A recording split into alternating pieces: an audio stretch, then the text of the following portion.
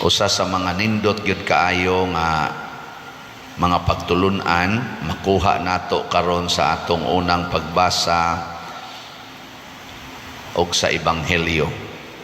Matod pa sa unang pagbasa, anak, ingos propeta Sirach, kung mag-alagad ikaw sa Ginoo, pag-andam sa mga higayon nga pagasulayan ka, pagbuhat sa kinasingkasing ug sa tinuod, pagbaton sa kabugnaw kung moabot ang mga kasamok. Mao gini ang sagad mahitabo na gikuanan ninan bagi warningan nata gikan sa una hangtod karon. Mao ginay normal nga kung mag-alagad tas Ginoo magbinuotan ta, siguro gitang sakiton kamo. Nakasuway na mong nasakitan mo aning inyong pag-alagad sa Ginoo? Kasuway mo? Kay guwagan ikakasuway pasabot ika maoy nagpasakit, ika maoy nagsakit. Mo na siya daghan man ni adini nanimba, magwali gani usahay ang uban nga imbis maoy mo absorb sa kasakit, mao na hinoy tig hatag og kasakit sa uban, di ba? Ikaw na be lingiyay mong tupad pangutan siya na unsa man ka tig absorb o tig hatag og kasakit. Okay. Mao bitaw na nga nalipay ko kining akong grupo nga COVID-G, na may grupo nga gitawag na mo COVID-G. Kada Miyerkules, usahay mo, normally kada Miyerkules sa semana magkita-kita mi kay manihapon niya magstorya-storya, mabuting usapan ba kanang naay bote inig usap-usap niya mo nang niya usa sa amo dihang gisunod karon na prinsipyo na kap-up pod na siya sa sige namong meeting ni come up mi nga ang among basic principle ni ining maong organisasyon kanang tulo ka A, ampo, alagad ug antos. Amo na siya, ampo, alagad, antos. Bisag asaan ang pabor kanang litan ang bana mualagad sa asawa niya, yaw-yawan sa asawa, di lang mutubag, antos. Ana niya kung ang bana say makaunag, yawa-yawa, ang asawa say masinghagan, mualagad lang yapon, bisag ato ang luha, antos. Niya magampo dayon. Daghan kayong mga nindot nga hitabo sa ilang kinabuhi, mga 12 or 13 ba ni sila ka couples ang mag-abot-abot mi. Kanang daghan kayo ilang gitestimonya ba? Ang ilang away sa una, karon di na sila mag-away kay maglumba naman sila inantusay. Kay part bayas pag-antos kanang muhilom lang ka, di ka motubag ang saong pa man pagkalalis na niyag sa puto ng asawa, i-outside ako lambo ang bana, di pasudlos kwarto, usahay, musod yung bana, musod yung ug tamparoson, okay lang, kulatahon, okay lang, kung patyon, okay lang, di dyan ko no mahitaboy, di maganay ko no kakusi ang asawa, basta mo dikit lang kuno ang banang buangon. Nakaamgo naman. Og sakiton ko. Yaw-yawan ko sa kong asawa. Angayan sa kong yaw-yawan. Inana ba? Kamo, ganahan mo musunod anang ampo, alagad og antos. Daghan kay nagkagubot nga pamilya akong tambagan. Nasay mo tiks na ko panagsa.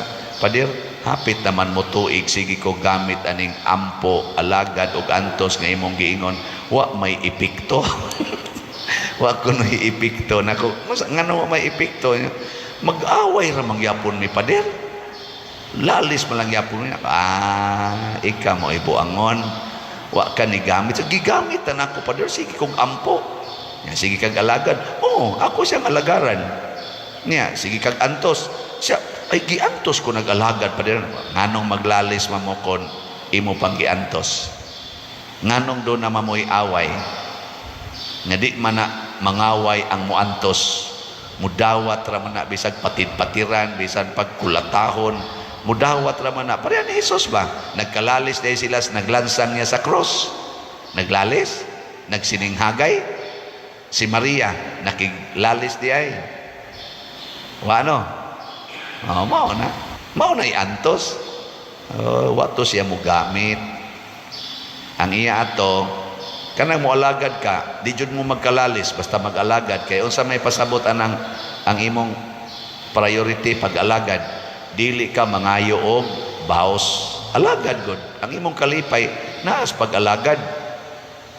Di ka mangayog baos. Mo na ingos Kristo kun kamo mangalagad, ayaw mo paghuna-huna og bayad. Para nang mo trabaho ka kompanya o bisan din ni simbahan. Ingon ani karon ako nagmisa ko, di ko maghuna-huna og kolekta. Ana ba? Slot noon, mo offer ako. Baligya og slot niya, og way mo palit. Adi rasad ko ana mo reklamo. Kaya ang akong kalipay naa mas pag-alagad sa akong pagkapari nganha ninyo. Dili man ang kolekta nga ako madawat gikan ninyo. Kay magdepende naman sa na ninyo kung mualagad sad mo sa simbahan pinaagi nako. O di manghug mos kolekta aron doon ako'y magamit din ni simbahan. Nya moingon tang naatay mga slots kay naatay project sama nitong kumbinto. O di mo palit mo slot kay gusto mamong mualagad pero ayaw pagpalit og slot unya moingon din ka moabotin ni rong grasya mo daghan din ni akong kwarta. Buang mo na sad kana. Di ba? O na makahatag og kalinaw. Kinsa may makahimo niini? Matud pa ni Hesus, ang bata ra gyud. Kay ang bata ra gyud mo'y magsigig himog mga butang nga way paghuna-huna kun bayran siya. Ang iyang kalipay naas pagbuhat sa maong butang. Kung kanang bata magduwa na ang iya na lipay ra gyud ug naay mo apil, lipay. Nyag magbugno na sila, mag-away na sila, ikataw-tawran. Kuha na sad, kanang duwa na sad. Ano ba? Ika mo din mga bana, kinsa ninyo din heron ang mo desisyon na din agyod mo magsigig hunahuna og tagaan mo maayong pagtagad sa inyong asawa, magsigi ra gyud mo alagad og antos nila. Taas ang kamot, mga bana. Anay usang ni isa ang uban kasigi lag kinopo no, uban sad doko-doko. Dugay na ko inanto sa panuay nako. Depende tingali ni. Abi arin lang tas mga asawa kay kani man yung asawa mo mga buotan kayo kinsa dining asawaha nga mosaad nga magsigi na lang yung alagad din agyod muyaw-yaw sa banata sa kamot. Anay usay mauwawon kay ni sulti. Mao ni ang atong kinaiya. Pero kamo pulos pa mo mga bata kana mga grade 1, grade 2, inig-ingon ako isas kamot. Ana gid na. Di ba?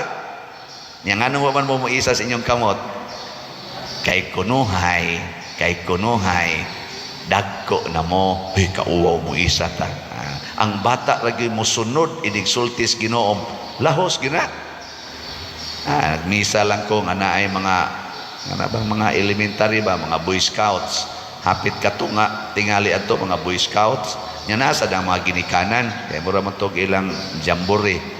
Kada nako paisas kamot ang mga katong mga Boy Scout ba, Boy Scout ba na kanang elementary ka? Na nag-uniform, paastang kusugang mo isa ang mga ginikanan o mga maestra, wagi mo isa.